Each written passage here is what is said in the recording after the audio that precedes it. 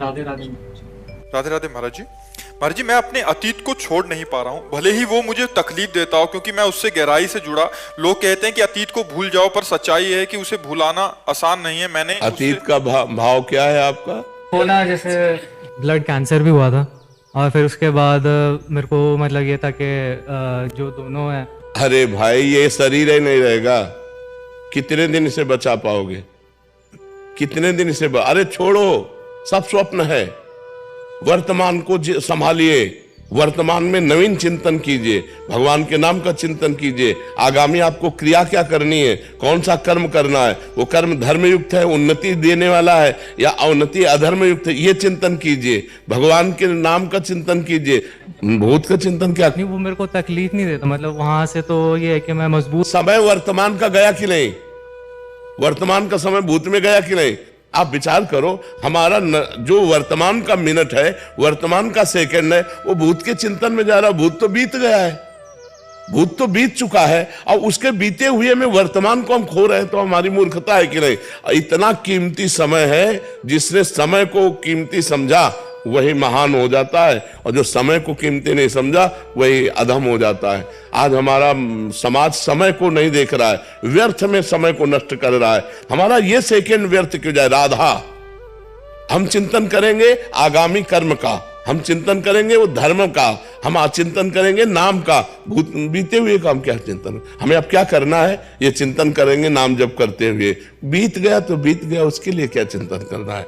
भूल नहीं पाते तब तो बहुत बड़ी कमी हो रही है। उसको भूलिए और आगे बढ़िए।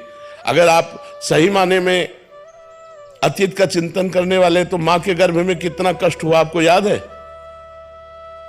एक सेकंड का भी याद है? गया ना भूल के गर्त में, गया ना? ऐसे इसको भी डालो, भूल के गर्त में डालो। वर्तमान को नाम जप में लगाओ, वर्तमान को भविष्य में हमको क्या करना है इस चिंतन में लगो, नाम जप करो।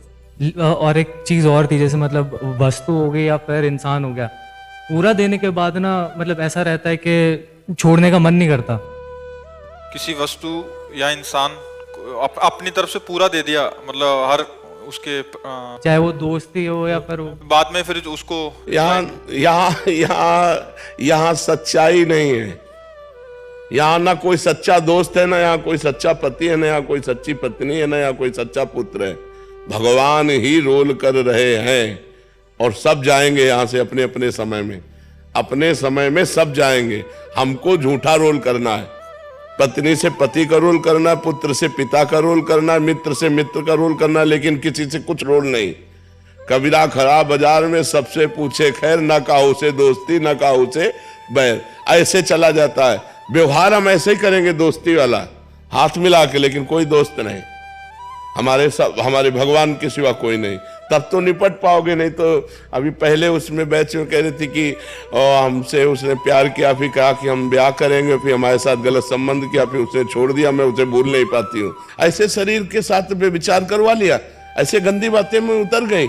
कोई मर्यादा ही नहीं, कोई धर्म शास्त्र की आज्ञा का पालन ही नहीं, कोई गुरुजन नहीं, कोई बड़ा नहीं, किसी की आज्ञा। यही तो हो रहा है, यही हो रहा है। ये सब रुकेगा तभी जब अध्यात्म की जागृति हो जाए, विवेक की जागृति हो जाए। नाम जप करो, ठीक है? वो वस्तु भी छूटती है ना, तो ऐसा लगता है कि भाई मैं मेरे एक पार्ट। ये आप नहीं, सबको लगता है ये सब। ये मोही संसार, रागी संसार, इसमें सबको ऐसा लगता है। एक पेन से भी प्यार हो जाता है। तो हम कह रहे हैं कि ये राग वृत्ति है। राग मत करो, यहाँ सब कुछ नष्ट होगा, यहाँ सबका नाश होगा, पक्का समझो। जैसे कसाई वाड़े में हर पशु के गड़ा सा चलेगा, ऐसे यहाँ सब मरोगे। आज नहीं तो कल, कल नहीं तो परसों हमारा नंबर आने वाला है, जाना है अपने लोगों को यहाँ से। अब क्या करके जा रहे हैं, ये खास बात है।